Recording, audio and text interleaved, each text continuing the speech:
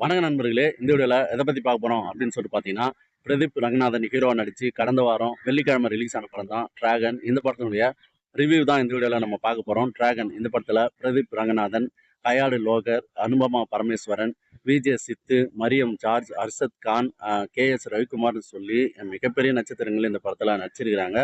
Ashwath Marimuthu direction பண்ணியிருக்கிற இந்த படத்துக்கு லியோன் ஜேம்ஸ் அப்படின்ற ஒரு மியூசிக் போட்டிருக்காரு. இந்த படத்தை ஏஜஸ் நிறுவனம் தயாரிச்சிருக்கிறாங்க.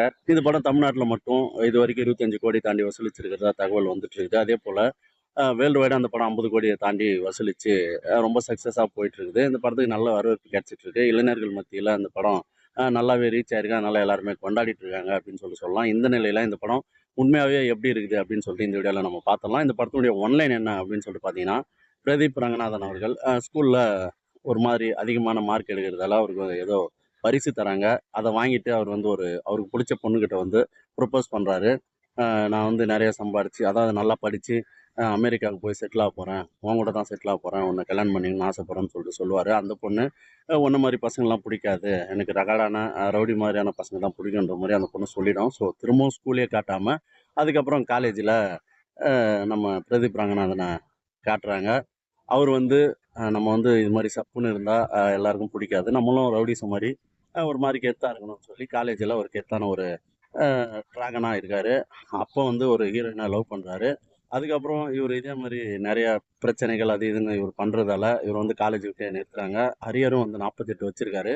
அதுக்கப்புறம் இவர் காலேஜ் முடிச்சிட்டும் நல்ல வேலைக்கு போகாமல் ஃப்ரெண்டுங்களுடைய சம்பளத்தை வாங்கி வீட்டுக்கு கொடுத்துக்கின்னு வேலை செய்கிறதா போய் சொல்லிட்டு இருக்காரு. ஹீரோயின் வந்து எவ்வளோ சொன்னாலும் கேட்காம அவர் பண்ணிட்டு இருக்கிறதால ஹீரோயின் டென்ஷன் ஆகிட்டு அவருக்கு அவங்கள அதாவது ஹீரோயினை பார்க்க வர மாப்பிள்ளையெல்லாம் அவங்க வந்து வேணாம் வேணாம்னு சொல்கிறாங்க. ஒரு கட்டத்தில் அவங்களே வந்து முடிவை மாற்றிக்கிட்டு வேற ஒரு மாப்பிள்ளைக்கு ஓகே சொல்லிடுறாங்க. இதனால் கோவப்படுற நம்ம பிரதீப் ரங்கநாதன் அவர்கள் அந்த பணத்துக்காக தானே அந்த பொண்ணு போயிடுச்சு அப்படின்னு சொல்லி நம்ம வந்து பணத்தை சீக்கிரம் சம்பாதிக்கணும்னு சொல்லி வழி கேட்குறாரு ஃப்ரெண்டுங்கிட்ட. அவங்க வந்து அதெல்லாம் எந்த வழியும் இல்லைன்ற மாதிரி சொல்கிறாங்க. அதுக்கப்புறம் இன்னொருத்தர் வந்து முக்கியமானவர் அவர் தான் அந்த படத்தில் ட்விஸ்ட்டாக வருவார், நீங்கள் பார்த்தவங்களுக்கு தோணும். நண்பர் வந்து தவறான ஒரு வழியை வந்து சொல்கிறாரு. அந்த வழியை கேட்டு இவரும் வந்து பெரிய லெவலுக்கு ரீச் ஆகுறாரு. பெரிய கம்பெனியில் ஜாயின் பண்ணி நிறையா சம்பளம் வாங்கி ஒரு தொழிலதிபரே இவருக்கு பொண்ணு கொடுக்குற அளவுக்கு இவர் வளர்ந்துறாரு. அதுக்கப்புறம் இவங்க 2 பேருக்கும் மேரேஜும் ஃபிக்ஸ் பண்ணுறாங்க. அதுக்கப்புறம் மேரேஜ் நடந்ததா இல்லையா, இவர் வந்து மீண்டும் பெரிய ஆளா ஆயிட்டே இருந்தாரா, இல்லை உண்மை தெரிஞ்சு ஏதாவது நடந்ததா அப்படின்றது அந்த படத்தினுடைய மொத்த கதை. ஹீரோ பிரதீப் ரங்கநாதன் அவர்கள் லவ் டுடேக்கு அப்புறம் அந்த படத்தில் மிக சிறப்பான முறையில் நடிச்சிருக்கிறாரு. சென்டிமெண்ட் சீனு, அதுக்கப்புறம் ஆக்ஷன் சீனு எல்லாமே நல்லாவே நடிச்சிருந்தாரு. டான்ஸ் வந்து அதிகமாக கொடுக்கல. டைரக்டர் வந்து அதை சூப்பராக ஹேண்டில் பண்ணியிருக்கிறாரு. மற்றபடி அவருடைய நடிப்பு எல்லாமே நல்லா இருந்தது. அதுக்கப்புறம் டென்ஷன் ஆகிற மாதிரி சீன்லாம் வந்து லவ் டுடேல வரும். ஸோ இதுலேயும் அதை வந்து மேனேஜ் பண்ணியிருக்கிறாரு. சமாளிக்கிற விஷயங்கள் அது எல்லாத்தையும் இதில் இன்னும் கொஞ்சம் நிறையா போட்டு இன்னும் தெளிவாக வந்து பண்ணியிருக்கிறாங்க. அதை வந்து சூப்பராக பெர்ஃபார்மன்ஸ் வந்து பிரதீப் ரங்கநாதன் அவர்கள் பண்ணியிருக்கிறாரு. ரொம்பவே நல்லா இருந்தது. அது மட்டும் இல்லாம இத ரொம்ப வேற எக்ஸ்ட்ரீம் லெவலுக்கு கொண்டாடுறாங்க இப்ப இருக்கிற ரசிகர்கள். குடும்பஸ்தான் படத்துல மணிகண்டனும் அதே தான் பண்றாரு. ஸோ அவரையும் வந்து தூக்கி வச்சு கொண்டாடுறாங்க. இவரும் வந்து அதை விட இன்னும் பயங்கரமா பண்ணியிருக்கிறாரு. அதை வந்து பயங்கரமான ஒரு விசில் சத்தத்துடன் ரசிகர்கள் வந்து இப்ப இருக்கிற ரசிகர்கள் அதை வந்து வேற லெவலா அதை எடுத்துக்கிறாங்க. அதனாலேயே அந்த படத்தை கொண்டாடிட்டு இருக்காங்க அப்படின்னு சொல்லலாம். இதற்கு அடுத்துதான் வந்து அனுபமா பரமேஸ்வரன் அவர்கள் கொடி படத்துல மெச்சூரிட்டியான நடிகை அப்படின்னு சொல்லிட்டு தெரியும்.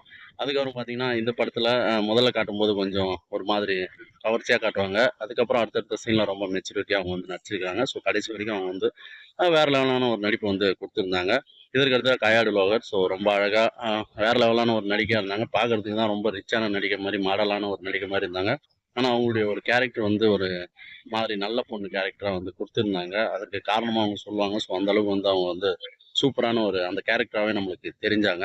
இதற்கு அடுத்ததா நம்ம ஹீரோவுக்கு ஃப்ரெண்டா வர விஜே சித்து அவர்கள். ஸோ ஒரு உற்ற நண்பனா அவர் வந்து மிகச்சிறந்த முறையில நடிச்சிருக்கிறாரு. ஸோ அவருடைய கேரக்டரும் வந்து ரொம்பவே நல்லா இருந்தது. அவருடைய கேரக்டரும் எல்லாராலயும் கொண்டாடப்படுது. அதுக்கு அடுத்ததா அர்ஷத் கானு குட்டி டிராகனா வராரு. ஸோ அவருடைய கேரக்டரும் வந்து ரொம்பவே நல்லா இருந்தது. ஒரு பாடலுக்கு முழு நீளமா அவர் தான் டான்ஸ் ஆடியிருக்கிறாரு. டான்ஸும் வந்து சூப்பரா ஆடியிருக்கிறாரு. ஸோ அவருடைய நடிப்பும் வந்து ரொம்பவே நல்லா இருந்தது. அதுக்கப்புறம் மரியம் ஜார்ஜ் நம்ம ஹீரோவுக்கு அப்பா வராரு. ஸோ அவருக்கு எந்த கேரக்டர் குடுத்தாலும் பின்னிடுவாரு. ஒரு 10, 15 வருஷமா வேற லெவலான ஒரு நடிகர். ஸோ இதுலயும் வந்து பிச்சு எரிஞ்சிட்டாரு. ஸோ அவருடைய கேரக்டர்லாம் வந்து உருக வச்சுருச்சு ஒரு ஒரு டைமு. அதேபோல அம்மா வர கேரக்டரும் ரொம்பவே நல்லா இருந்தது. அதுக்கு அடுத்து தான் அவருடைய கேரக்டர் வந்து மிகச்சிறந்த ஒரு கேரக்டர். அவர் தான் அந்த படத்துக்கே முக்கியமான ஒரு நடிகரா வராரு. பிரதீப் ரங்கநாதன் அடுத்து தான் இவர் தான் அவருக்கு ஈக்குவலான ஒரு கேரக்டர் வராரு. அதை வந்து சூப்பரா ஹேண்டில் பண்ணி தொடர்ந்து இது ஒரு கேரக்டரா அப்படின்னு சொல்றேன். இது சேர்நிலை வந்தாரு அதிர்ச்சியான நடிப்பு அவர்கிட்ட இருந்து தான் வந்திருக்கு. இதற்கு அடுத்து அந்த படத்தோட ஒளிப்பதிவு எல்லாமே வந்து ரொம்ப சூப்பரா இருந்தது. ரொம்ப கலர்ஃபுல்லான ஒரு படம் இருந்தது. அதே போல எடிட்டிங் வந்து பிரதீப் ராகவன் சொல்லிட்டு பேரு. ஸோ அவங்க வந்து நல்லாவே எடிட் பண்ணியிருந்தாரு. இசை பாடல்களும் ஒரு சில பாடல்கள் வேற லெவலா இருந்தது. அதே போல பின்னணி இசை வந்து படத்துக்கு ஏற்ப சூப்பரா இருந்தது. லியோன் ஜேம்ஸ் சினிமால ஒரு வளம் வருவாரு அப்படின்றதுல எந்த ஒரு மாற்று கருத்தும் இல்லை. அதுக்கு அடுத்து தான் நம்ம அஸ்வத் குமார் ஓ மை கடவுளே! அந்த படம் வந்து பெருசா பேசப்படுது. இந்த நிலையில இந்த படம் அவர வேற லெவலுக்கு கொண்டு போயிருச்சு. இந்த படத்துல மைனஸே இல்லையா அப்படின்னு சொல்லி கேட்டீங்கன்னா, எனக்கு தோணுன மைனஸ்லாம் நான் சொல்லிர்றேன். பிரதீப் ரங்கநாதன காலேஜ்ல கெத்தா காட்டுவாங்க. அவர் எப்படி உள்ள வந்தாரு, எப்படி கெத்தானாரு அப்படின்றதுக்கான சீன்கள் இல்லாததால, நம்மள வந்து அவர அப்படி ஏத்துக்க முடியல அப்படின்னு சொல்லிட்டு எனக்கு தோணுது. அதே மாரி பார்த்தீங்கன்னா, ஆர்ட்ஸ் காலேஜுக்கு நெறைய ரூல்ஸ் இருக்கு. எக்ஸாம் எழுதணும்னா 50% தேவை.